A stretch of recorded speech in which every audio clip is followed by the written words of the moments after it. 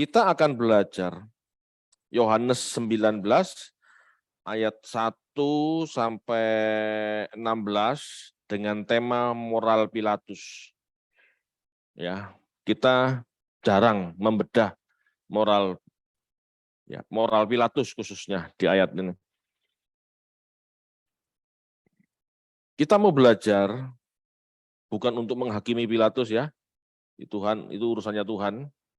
Tetapi kita mau belajar moral Pilatus sehingga kita mengerti bagaimana kita seharusnya bermoral, gitu ya, beretika. Moral etika itu sama, ingat.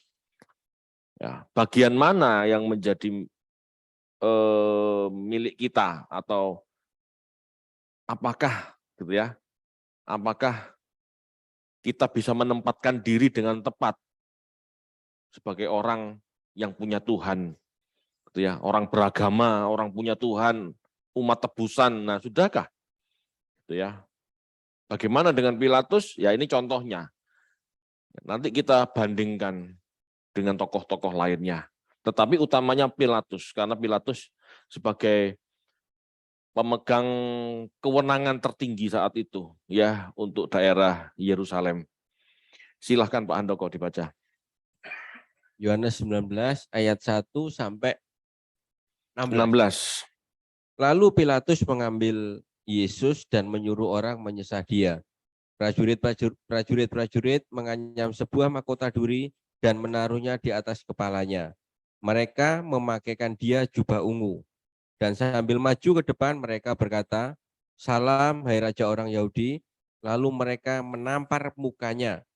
Pilatus keluar lagi dan berkata kepada mereka, "Lihatlah, aku membawa dia keluar kepada kamu, supaya kamu tahu bahwa aku tidak mendapati kesalahan apapun padanya."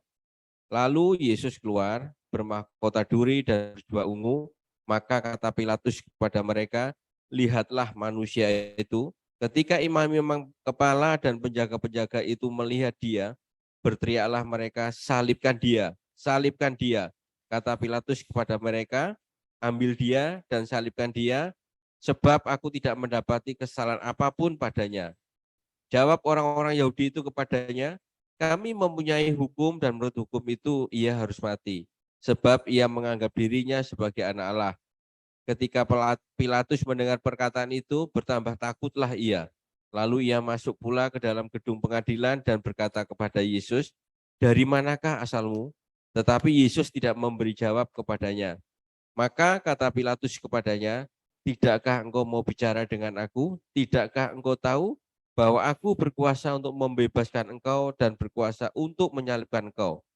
Yesus menjawab, "Engkau tidak mempunyai kuasa apapun terhadap aku, jikalau kuasa itu tidak diberikan kepadamu dari atas. Sebab itu dia yang menyerahkan aku kepadamu lebih besar dosanya." Sejak itu Pilatus berusaha untuk membebaskan dia, tetapi orang-orang Yahudi berteriak, "Jikalau engkau membebaskan dia, engkau bukanlah sahabat Kaisar. Setiap orang yang menganggap dirinya sebagai raja, ia melawan Kaisar." Ketika Pilatus mendengar perkataan itu, ia menyuruh membawa Yesus keluar dan ia duduk di kursi pengadilan di tempat yang bernama Litos Strotos, dalam bahasa Ibrani Gabata. Hari itu ialah hari persiapan Paskah, kira-kira jam 12. Kata Pilatus kepada orang-orang Yahudi itu, "Inilah rajamu." Maka berteriaklah mereka, enyahkan dia, salibkan dia." Kata Pilatus kepada mereka, "Haruskah aku menyalibkan rajamu?" Jawab imam-imam kepala, "Kami tidak mempunyai raja selain daripada Kaisar." Ayat 16, akhirnya Pilatus menyerahkan Yesus kepada mereka untuk disalibkan. Oke. Dari bacaan ini jelas ya. Berulang kali Pilatus mengatakan tidak menemukan alasan untuk menghukum Yesus. Jelas, 3 kali ya. Kalau di sini 3 kali, 3 kali. Sama di pasal 18 ayat 38 itu kan juga tidak menemukan kesalahan. Baik secara norma Yahudi, itu tidak ada kesalahan, makanya orang Yahudi tidak bisa menghukum. Serahkan ke Pilatus. Kalau Pilatus akan melihat kasus Tuhan Yesus sebagai kasus politik. Juga tidak ada salah. Tuhan Yesus ngomong kerajaanku dari langit, dari sorga. Siapa yang mau ngelawan pemerintahan Roma? Tidak ada. Ya, tadi tidak menemukan kesalahan. Dan jelas Pilatus tidak mau menghukum sebetulnya. Ya. Namun sebagai pemimpin tertinggi wilayah itu, dialah yang berkuasa menghukum atau membebaskan Tuhan Yesus. Namun jawaban orang-orang Yahudi itu kepada Pilatus, kami mempunyai hukum dan menurut kami ia harus mati. Tapi mereka tidak mau menghukum sendiri kan, gitu ya. Di Imamat 24 ayat 16 itu jelas. Ya. Kita baca aja yuk. Imamat 24 ayat 16. Imamat 24 ayat 16. Siapa yang menghujat nama Tuhan, pastilah ia dihukum mati dan dilontari dengan batu oleh seluruh jemaah itu, baik orang asing maupun orang Israel asli. Bila ia menghujat nama Tuhan, haruslah dihukum mati. Jadi Yesus dianggap menghujat nama Tuhan, tapi tidak ada bukti. Ya, jadi mereka tidak bisa menghukum mati. Mereka cari akal terus untuk menghukum mati Yesus. Yang dikatakan di situ, sebab ia menganggap dirinya sebagai anak Allah. Ingat, anak Allah dipahami orang zaman itu sebagai raja. Orang yang ngaku anak Allah itu raja. Ya. Oleh dewa, gitu ya, oleh Allah diberi kekuasaan untuk memimpin umat atau bangsa. Ya. Sebab ia menganggap dirinya sebagai anak Allah. Ini penghujatan, tetapi tidak ada bukti, tidak bisa dihukum norma. Tetapi ada bukti. Ya, bagi orang Yahudi, bagi orang Farisi, gitu ya, dia menganggap ini orang raja. Aneh, secara norma tidak mau dihukum sesuai Torah, tidak mau dirajam, gitu ya. Tetapi menyerahkan ke Pilatus. Dan kita sudah belajar motifnya kemarin ya. Mereka tidak mau kotor tangannya. Mereka tidak mau repot, apalagi hari itu hari menjelang Paskah. Wis hukuman aja. Kalau dia nganggap dirinya raja, berarti dia musuhnya kaisar. Intinya gitu ya. Ini membuat Pilatus tambah takut. Tidak ada bukti soalnya. Meski tuduhan penghujatan kepada Allah bukan urusannya sebagai gubernur, namun sebutan anak Allah adalah sebutan pewaris tahta raja. Dia sebut anak raja, dia sebut anak Daud, berarti pewaris Daud. Kalau sampai terjadi apa-apa, gitu ya, kamu loh Pilatus yang bukan sahabat kaisar, kamu membiarkan anak raja ini jadi raja beneran, istilahnya begitu. Jadi Pilatus takut.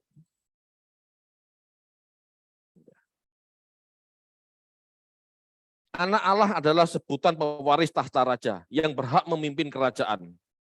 Kita baca ya, Lukas 1 ayat 32.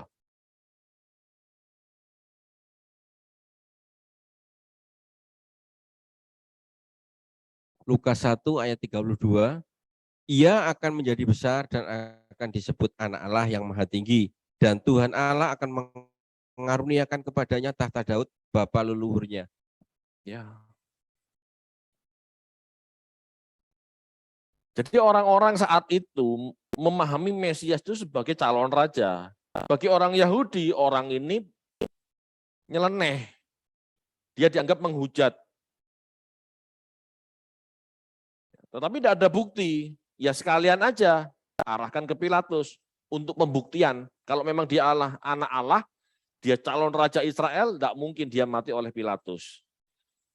Kalau dia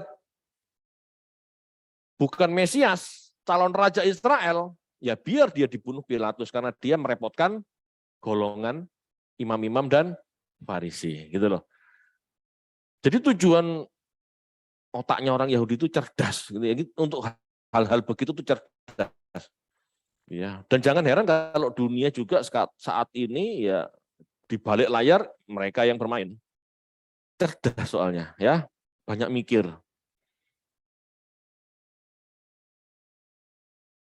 Nubuat atau kisah-kisah seperti yang dikatakan Lukas 1 ayat 32 ini masih mewarnai kepercayaan saat itu.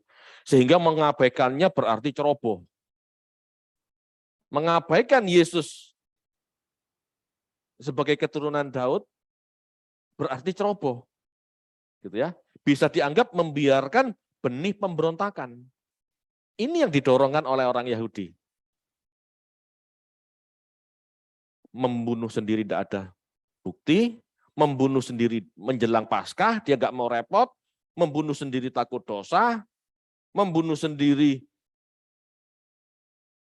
nggak ngerti harus bagaimana, serahkan aja Pilatus. Sekaligus sebagai pembuktian. Kalau dia tidak bisa dibunuh, berarti dia Mesias. Kalau dia bisa dibunuh, ya sudah habislah dia. Sebab dia merepotkan golongan mereka. Tetapi bagi Pilatus gimana? Bingung. Mutak hukum tidak punya salah, wong dia ngakunya raja di langit kok. Nah, kalau dia laporan sama kaisar, kenapa dia bunuh? Dia mengaku raja, raja sorga. Kan dianggap gila Pilatus. Kan gitu toh. Tapi nggak dibunuh, bisa-bisa orang Yahudi berontak. Kalau berontak, terjadi kerusuhan. Kalau kerusuhan, maka sebagai gubernur Yerusalem, Yudea, dianggap tidak becus oleh kaisar. Kan gitu. Beberapa hari ini ada kerusuhan kan? Kok kerusuhan? Iya. Ya kerusuhan bola lah. Kan dilengserkan yang bertanggung jawab keamanan. Sama, Pilatus pun seperti itu. Pilatus itu bertanggung jawab atas keamanan Yudea. Gak salah, tapi kalau ribut dia yang kena, iya kan? Wah, dia yang lengser dari gubernur. Lengser dari gubernur berarti kan nggak ada penghasilan, nggak ada gaji, nggak ada pemasukan, belum lagi nggak ada pungli kan? Bisa jadi punglinya lebih besar daripada gajinya, iya kan? Nah, disitulah kebingungan Pilatus. Orang-orang Yahudi menekan Pilatus dengan berteriak, jikalau engkau membebaskan Yesus, engkau bukanlah sahabat kaisar.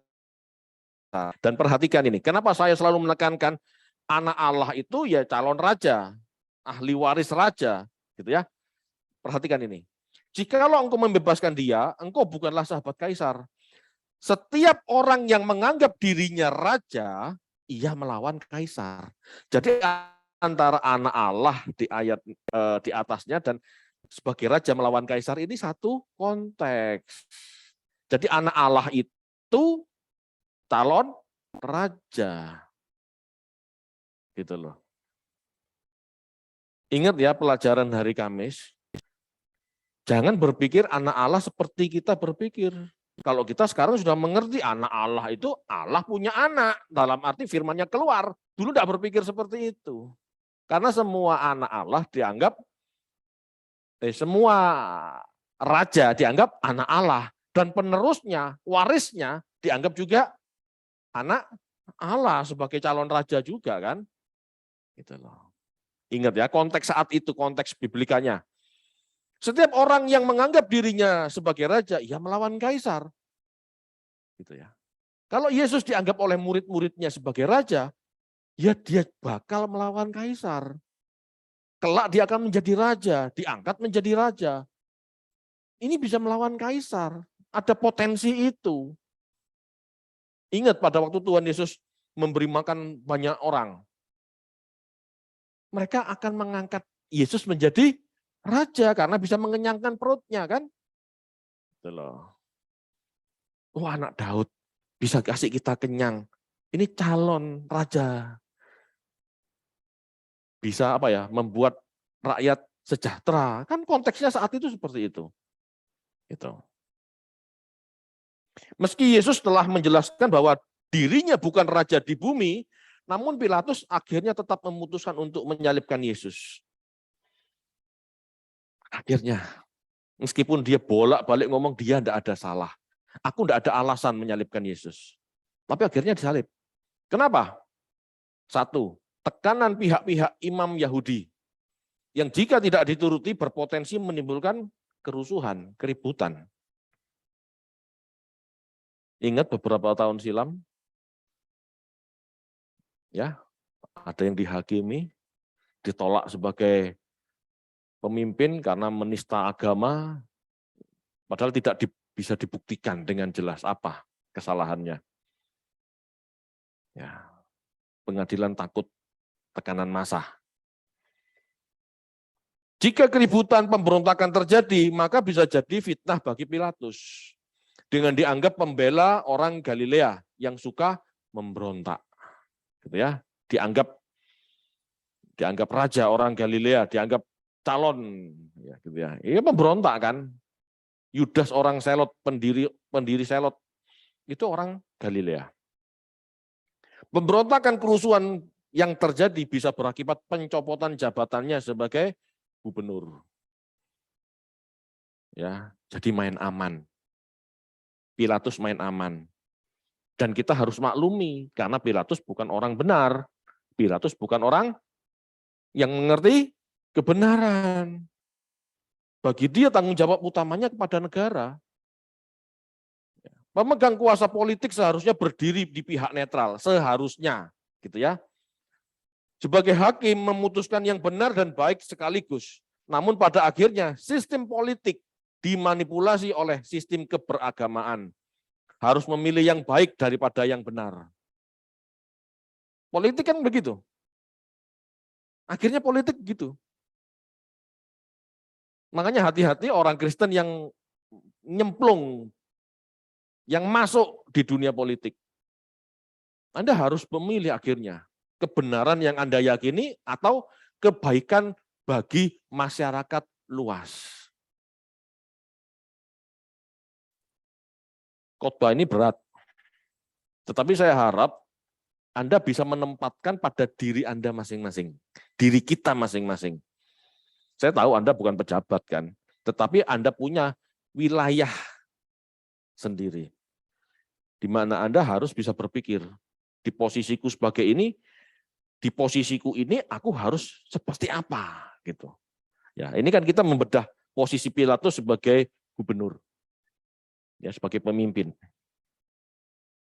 Suatu sikap netral akhirnya tidak mungkin. Ya, suatu sikap netral akhirnya tidak mungkin. Usaha itu akhirnya membuat sistem politik menjadi lawan dari kebenaran. Kenapa politik itu dikatakan busuk? Sebetulnya kan tidak busuk, namanya politik itu kan netral sebetulnya ya. Tetapi kenyataannya, faktanya banyak yang berlaku busuk. Kenapa? Karena dia harus memilih. Makanya kalau tidak siap jangan masuk ke politik. Saya tidak ngelarang ya, tetapi kalau tidak siap jangan masuk ke politik. Kenapa? Nah, Anda harus punya pertimbangan moral yang benar-benar canggih, matang, gitu ya. Karena Anda sedang memutuskan hidup orang banyak, hidup suatu bangsa. Ya. Sistem politik mengutamakan kepentingan umum, bahkan pemerintah bisa saja mengutamakan kepentingan pemerintahnya, partainya, subjektif. Ya, untung-untung kalau umum, lah kalau partainya, nah gitu ya. Presiden memutuskan A untuk kepentingan bangsa, tetapi partainya nggak suka karena nggak diuntungkan. Nah, presiden sebagai orang partai bingung, lah gimana? Aku memutuskan untuk kepentingan bangsa, tapi partaiku tidak mendukung. Berarti aku melawan partaiku sendiri. Iya kan? Makanya doakan Pak Jokowi. Cukup berat, ya. Cukup berat. Saya bukan pendukung utamanya Pak Jokowi ya, enggak. Saya mendukung Pak Jokowi, cuman tidak sebegitunya ya, karena saya enggak mau terjun ke politik. Tetapi saya melihat jadi presiden itu enggak ringan gitu ya, berat. Oke, lanjut. Meskipun seharusnya sebagai pemerintah ya, secara sadar sebagai pemerintah harus tahu dia tuh wakil Tuhan. Ya, harus mengutamakan kebenaran. Kalau pemerintah itu memahami sebagai wakil Tuhan di bumi, Harusnya dia memilih kebenaran. Tetapi banyak yang enggak mungkin itu terjadi. Kenapa? Tekanan. Ya, tekanan. Bagi Pilatus yang tidak mengerti kebenaran, bisa jadi keputusan menyalibkan Yesus ini yang terbaik. Dengan mendengarkan dan tunduk pada tekanan, aman buat dia, aman buat negara. Tetapi bagaimana jika ini terjadi pada kita, pada posisi kita masing-masing? Kecuali yang dengar ini ada pejabat, ya ayo berpikir lagi juga, gitu ya. Terlepas dari pemahaman teologi Yesus harus mati, gitu ya. Apakah kita akan memutuskan hal yang sama jika mendapat masalah yang sama yang berasa yang ada di posisi Pilatus? Nah, sekarang coba Anda mendengar ini, pasanglah diri Anda di posisi Pilatus. Kalau seandainya aku Pilatus, aku harus ngapain? Ya. Khotbah ini kalau Anda renungkan membuat Anda cerdas. Kecuali Anda bingung, leren angel Pak David, nggak usah bingung gitu ya. Ngapain mikir kayak gitu? Ya sudah, memang Anda tidak akan pusing dengan tidak memikirkan ini. Tetapi Anda juga tidak akan pernah cerdas. Kecerdasan roh ini dimulai dari sini. Berandai-andai, berandai-andai, berandai-andai. Beberapa 1-2 hari inilah, saya tuh nonton film Mossad, orang ya intelijen Yahudi. Mereka bergerak dengan tidak banyak orang. Satu tim itu nggak sampai 12. Ya. Ada yang ini, ada yang ini, ada yang ini, gitu ya. Tetapi mereka rapat. Mereka berpikir, kalau posisi mereka seperti ini bagaimana? Kalau ketahuan bagaimana? Ketahuan jalan keluar ada opsi 1, opsi 2, opsi 3. Ada. Kalau Anda mau cerdas, biasakan begitu. Biasakan. Di posisi Anda masing-masing, Anda duduk diam, merenung, kalau Anda begini harusnya bagaimana sikapku? Repot Pak, urusi hidup sendiri aja, pusing kok, ngapain bingung kayak gitu. Enggak apa-apa, enggak mau bingung, Anda enggak akan pernah cerdas. Sebetulnya yang namanya berdoa ini, ya, sebetulnya kalau mau di dalam yang namanya berdoa ini, bagaimana sikapku jika aku di posisi ini? Pasti itu. Membunuh orang tak bersalah itu jahat. Betul? Tetapi menghindari kerusuhan sehingga tidak terjadi pertumpahan darah. Itu juga baik. Betul enggak? Membunuh orang tidak bersalah jahat. Tetapi kalau aku tidak bunuh ini, antara masyarakat sama polisi itu bentrok. Menghindari bentrok dan kemungkinan mati orang, ya, meninggalnya, tercurahnya darah, sakitnya orang masuk rumah sakit, itu juga pertimbangan kan baik. Apalagi sebagai penguasa, memimpin wilayah, dia kan harus menjaga ketertiban umum. Betul? Yang mana yang Anda pikir akhirnya? Yang mana yang Anda pilih akhirnya?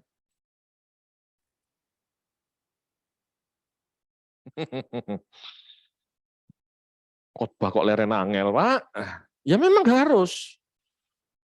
Saya tuh gini loh, tugas gembala itu kan harus mengikis, apa ya istilahnya, kalau hati itu ngapal, itu kan harus ngikis supaya Anda peka gitu loh. Semakin tebal kerak-kerak dalam nurani kita kan kita enggak peka. Ini harus saya kikis. Caranya gimana? Ya ini.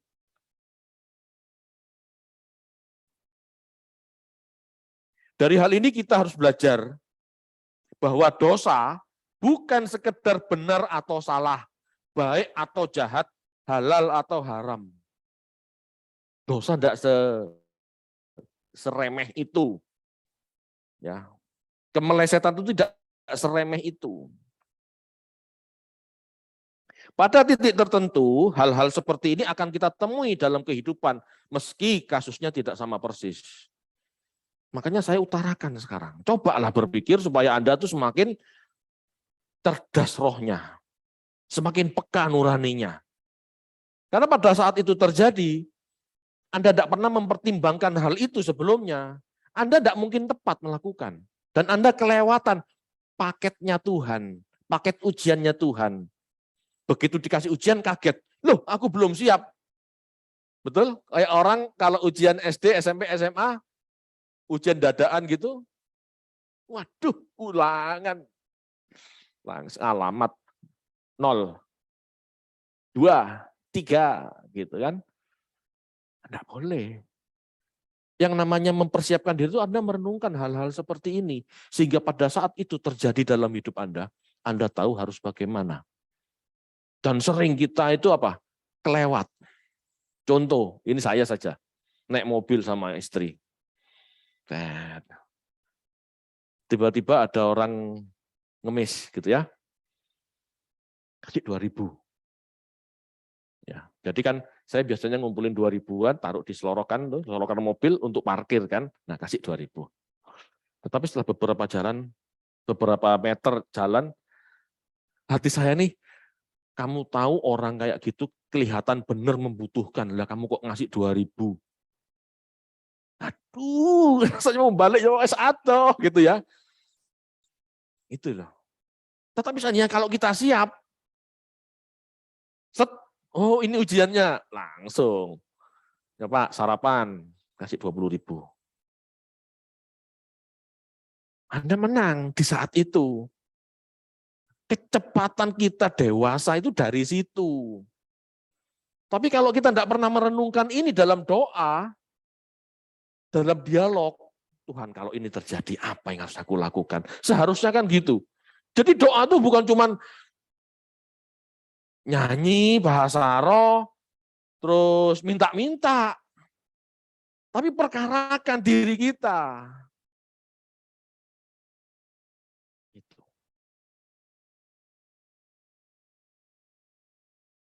Bisa saja kita memilih setuju dengan tekanan mayoritas seperti Pilatus. Demi kepentingan kita, atau demi kepentingan umum, kepentingan negara. Hal itu tidak bisa disebut salah, meskipun juga salah. Ayo. Meskipun salah.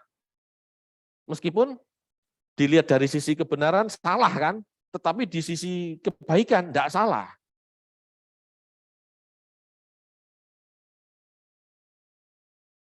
Gimana?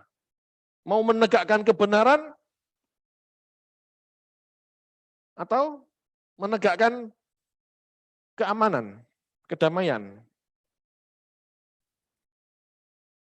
Dari sini Anda nanti akan belajar etika Kristen. Orang perang itu boleh enggak, Pak? Polisi nembak boleh enggak, Pak? Untung Anda enggak ada yang polisi. Kalau polisi Anda tuh bingung pasti. Nembak katanya dilarang membunuh, ya kan? Tapi kalau enggak nembak orang ini calon perusuh. Bagaimana? Ini di hadapan kita loh. Kadang-kadang orang Kristen tuh main aman. Itu urusanku. Nah, pertimbangan-pertimbangan ini harus menjadi perenungan kita sehingga kita semakin presisi dalam kehidupan. Kita baca yuk Roma 12 ayat 2. Supaya tidak lupa. Ayat ini juga maksudnya ini gitu loh.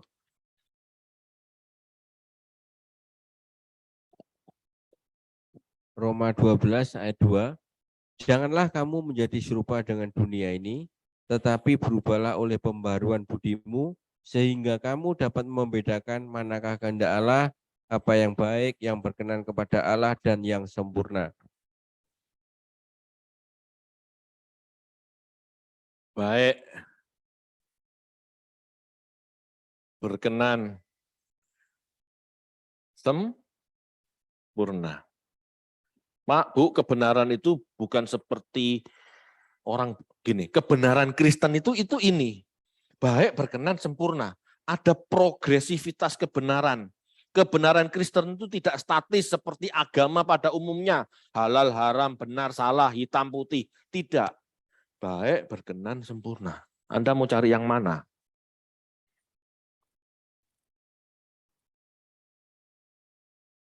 Lalu harus gimana, Pak? Kalau tadi Pilatus, dia melakukan penyalipan ya terhadap kasusnya Yesus karena dia menjaga ketertiban umum supaya tidak ada pemberontakan, supaya tidak ada kerusuhan. Anggap saja itu tanggung jawabnya, ya.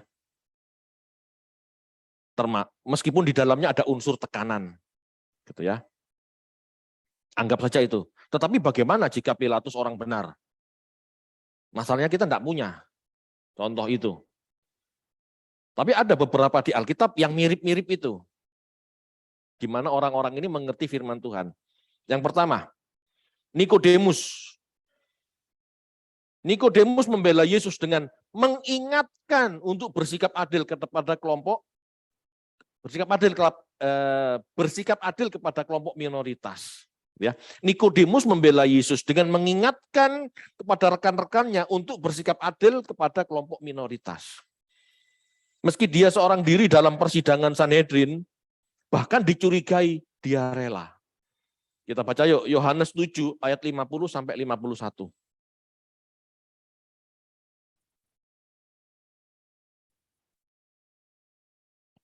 Yohanes 7 ayat 50 dan 51. Nikodemus, seorang dari mereka yang dahulu telah datang kepadanya, berkata kepada mereka, apakah hukum Taurat kita menghukum seseorang sebelum ia didengar dan sebelum orang mengetahui apa yang telah dibuatnya? Ya, jadi Nikodemus. Tahu ya Nikodemus yang malam-malam ketemu Yesus. Itu pada titik tertentu dia mengerti kebenaran, itu berani mengingatkan teman-temannya. Dia nggak sembunyi-sembunyi lagi seperti belajar, seperti saat dia belajar dulu. Dia membela Yesus di hadapan Sanhedrin, majelis Yahudi. Bolehkah membunuh seseorang tanpa didengar dulu, tanpa dihakimi dulu?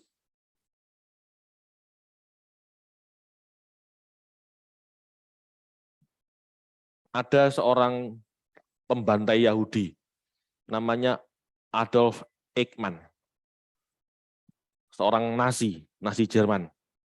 Itu yang membunuh, perancang pembunuhan Yahudi. Pada saat akhir Perang Dunia Kedua, Hitler mati, terus siapa lagi orang-orang pusatnya Hitler mati, orang ini melarikan diri ke Argentina. Nah, karena tidak ada bukti kematiannya, maka orang Yahudi, pemerintah Israel saat itu yang sudah merdeka kan, berarti tahun 48 merdeka, ini kisah tahun 60, mendengar bahwa orang ini ada di Argentina, dicari sama Mossad. Bagi mereka, bagi Mossad, kebelet yang namanya membunuh orang ini tanpa persidangan. Tetapi Mossad, orang Yahudi tahu firman Tuhan. Dia berangkat cari orang ini, cari Adolf Eichmann ini, mereka menangkap hidup-hidup. Beberapa kali mereka, itu 12 orang itu ya, kudu nyekek sudah. Aku lebih baik nembak orang ini daripada bawa pulang. Sudah gitu aja. Tapi mereka enggak berat. Gini, yang waras ngingetin yang lagi emosi, nah gitu akhirnya. Temannya lagi nyekek, yang ini bela. Nanti kebalik situasi tertentu, yang ini kudu mukul, yang ini bela. Ini harus sampai Israel, harus masuk persidangan. Dan akhirnya seperti itu. Nah, orang Yahudi kalau ngerti firman Tuhan, ya seperti itu. Meskipun keluarganya dibantai, dibunuh, ditembak, digas, mereka tidak balas sendiri. Harus masuk persidangan. Nah, perkara persidangannya abal-abal, ya nggak ngerti kan gitu ya. Tapi harus masuk persidangan. Ya. Harus seperti itu. Itu yang dilakukan Nikodemus.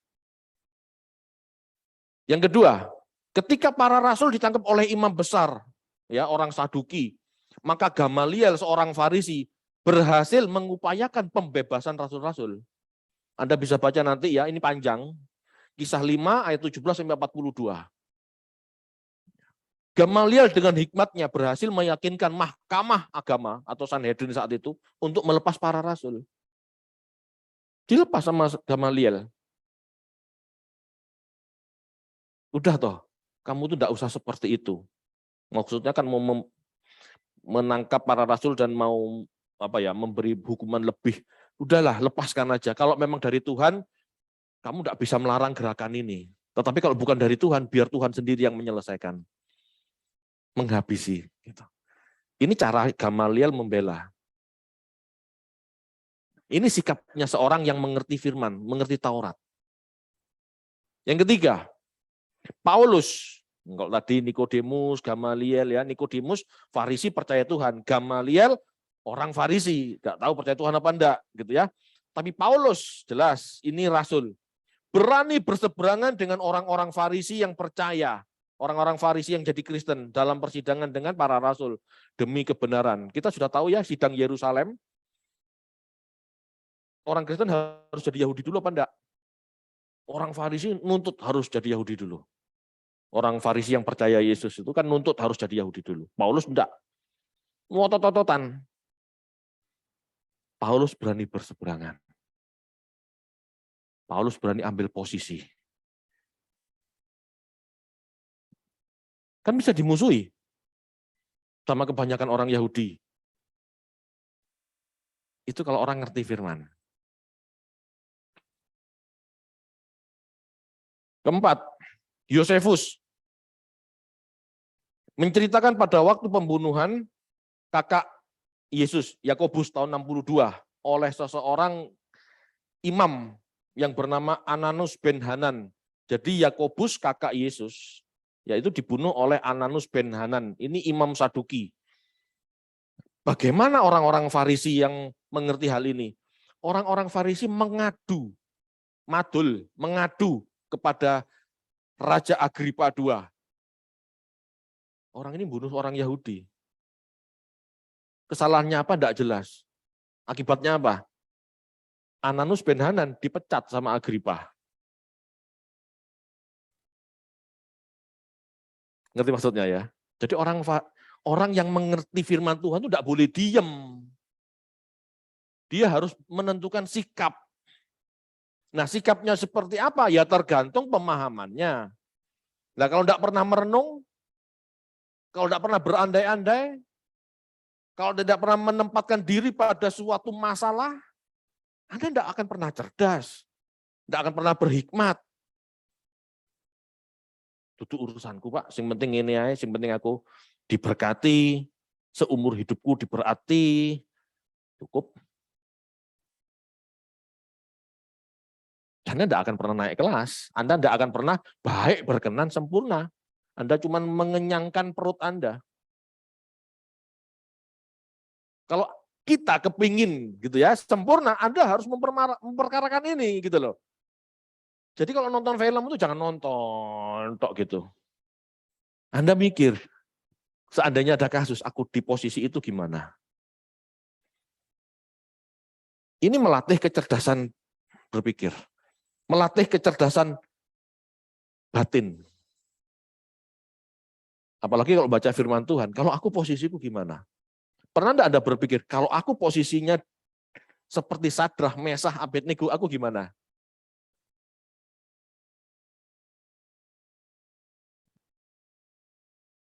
Bapak Ibu, hidup itu perlu belajar seperti ini.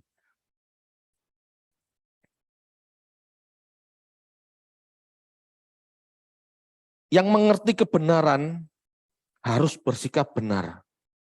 Bukan mengekor terhadap yang salah, meskipun jumlahnya banyak atau mayoritas. Namun bukan berarti juga kita menjadi egois tanpa memikirkan dampak negatif yang ditimbulkan. Terkadang kita harus rela berkorban.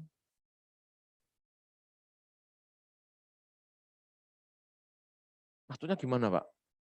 Ini contoh Pilatus aja ya. Enggak tak bunuh, Yahudi marah, nanti kerusuhan. Tak bunuh ini bukan orang yang bersalah, enggak layak disalib. Kan bingung Pilatus. Tapi ingat enggak ngomongnya Yesus? Kamu enggak punya kuasa untuk aku. Kamu enggak bisa sebetulnya membunuh aku. Aku rela. Istilahnya dalam hatinya Yesus, aku rela disalib. Makanya Yesus enggak balas, enggak apa, karena aku tahu. Kalau aku melawan, itu orang Yahudi rusuh. Aku rela mati bagi bangsaku. Ngerti maksudnya ya?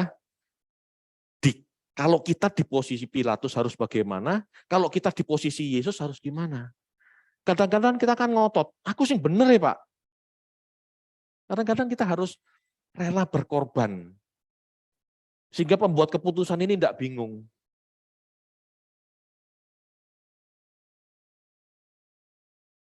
Saya mikir, apa Ahok ngerti ini ya? Ya, saya rasa ngerti. Saya rasa. Dia rela masuk, meskipun dongkol kan. Itu hakim tidak menegakkan kebenaran, malah belanin tekanan. Ya kan? Tetapi dia rela masuk. Demi kepentingan umum. Demi pemerintahan ini jalan terus, nggak rusuh. Saya salut akhirnya ya salut memang. Dan kita kan enggak gampang toh melakukan itu. Jika posisi kita gimana? Bisa-bisa banding. Kalah di PN, naik ke mahkamah.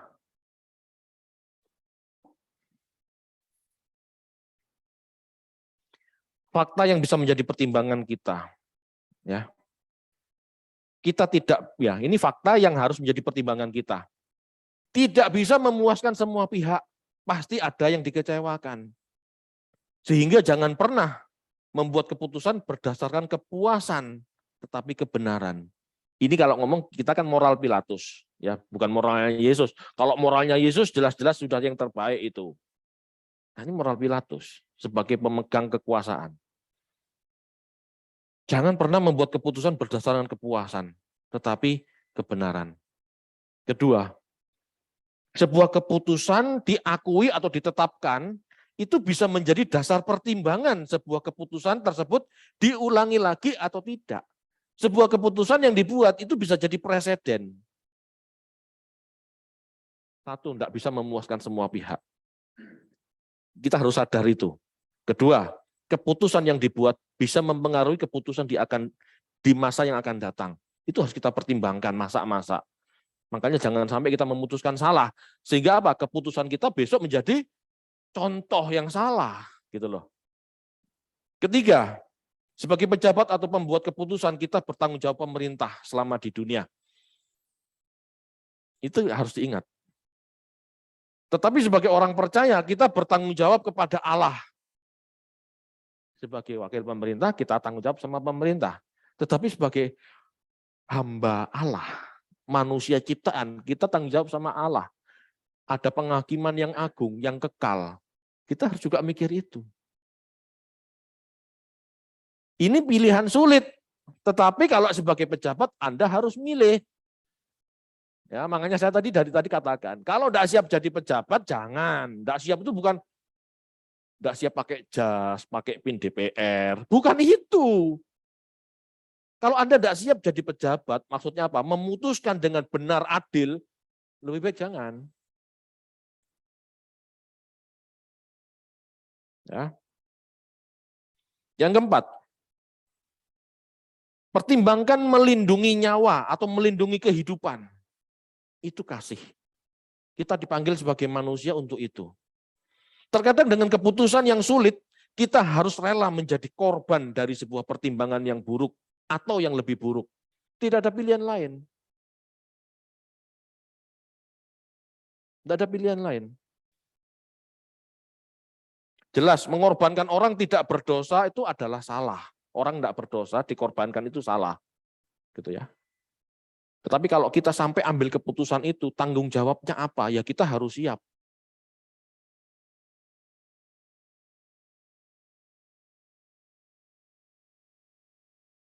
Kalau saya ya, daripada menghukum orang orang yang tidak bersalah, saya bebaskan orang yang tidak bersalah itu. Meskipun akhirnya ribut, nah untuk meredam keributan ini, aku rela mundur. Atau bahkan kalau keputusanku salah, aku masuk penjara, aku siap. Kadang-kadang kita harus berkorban itu demi sebuah keputusan yang benar. Ini contoh, saya nggak mengarahkan Anda. Saya ingin Anda berpikir sendiri dan seharusnya seperti apa.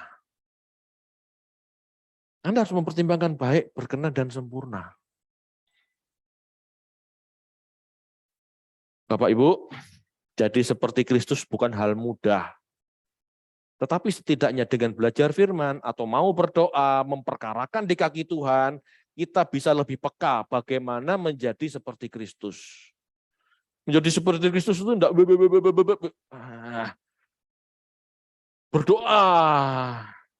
berdoa terus, tapi tanpa buat keputusan.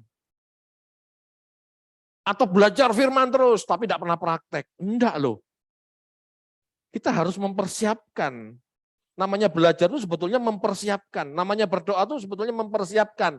Batin kita, pikiran kita pada saat harus praktek, kita siap ngapain. Kita siap memutuskan sesuatu. Itu kan. Jadi orang Kristen itu bukan jadi orang mistis, tapi orang yang nyata, sangat fakta, sangat logis. Dalam bermasyarakat harus apa, dampaknya apa, itu harus jelas.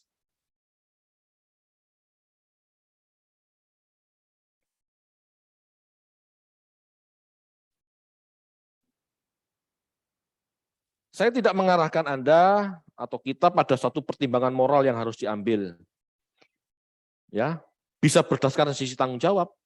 Saya nggak mengarahkan ke satu, ya. Gini, dasar bermoral, dasar beretika, ada beberapa sudut pandang kan.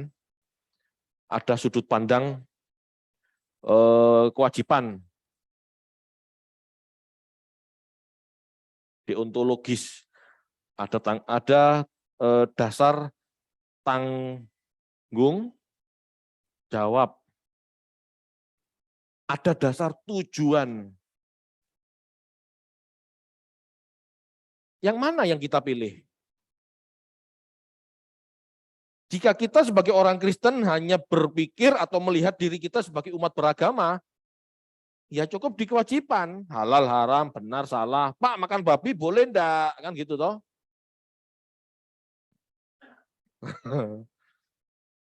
Itu beragama saja. Tetapi kalau kita melihat diri kita ya sebagai umat tebusan, kita punya tanggung jawab. Orang Kristen sering melupakan ini.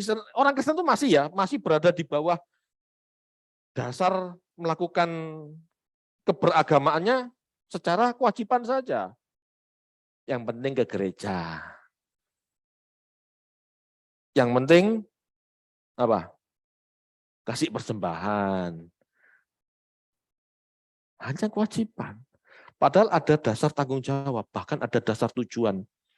Kalau kita melihat gitu ya, kita sebagai umat Tuhan itu dari sisi rencana Allah, kita tahu tujuannya kemana. Jadi ke gereja ini bukan cuma sekedar yang penting hari Minggu aku ke gereja menyelesaikan kewajiban. Tidak, aku ke gereja karena aku merindukan Tuhan.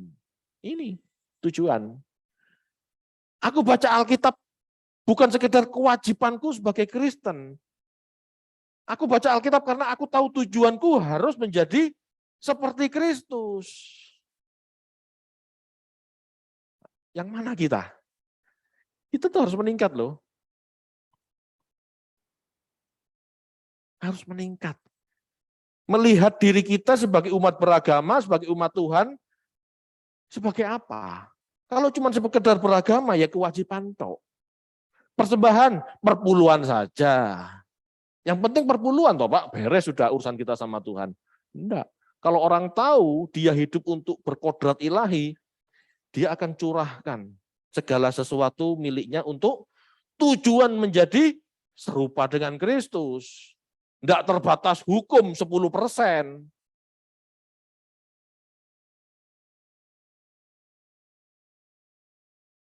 Pak, kalau dari sisi tanggung jawab gimana? Kalau Anda tahu pekerjaan Tuhan ini bagian tanggung jawab Anda juga, Anda tidak akan bertahan 10%. Anda ikut memikirkan meskipun harus keluar 50% misalnya. Ini tanggung jawabku. Ini pekerjaan Tuhan dalam tanganku. Apalagi kalau jadi tujuan hidupnya, Yesus cukup bagiku. Total semua untuk Tuhan berani. Dasarnya kan ini. Ini dalam beragama. Dalam keputusan-keputusan yang sulit, misalnya di posisi Pilatus. Anda tahu harus di posisi Pilatus sebagai orang percaya, orang benar. Kalau dilihat dari sisi kewajiban beragama, Anda tahu harus apa. Benar, salah. Ya kan? Dari tanggung jawab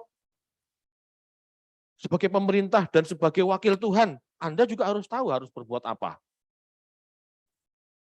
Apalagi kalau Anda tahu tujuan hidupmu untuk seperti Kristus, Anda harus tahu gimana memutuskan masalah seperti yang dihadapi Pilatus ini.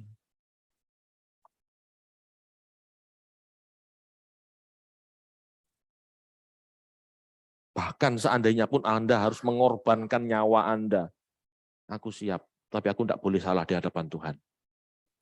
Orang benar lepas, dimusuhi sak negara, oke, aku mundur. Bahkan kalau aku dianggap salah, aku masuk penjara, aku siap. Gitu harusnya. Ngerti ya cara berpikir baik, berkenan, sempurna. Ini contoh Pilatus dan kita tidak menghakimi Pilatus karena dia memang bukan orang benar.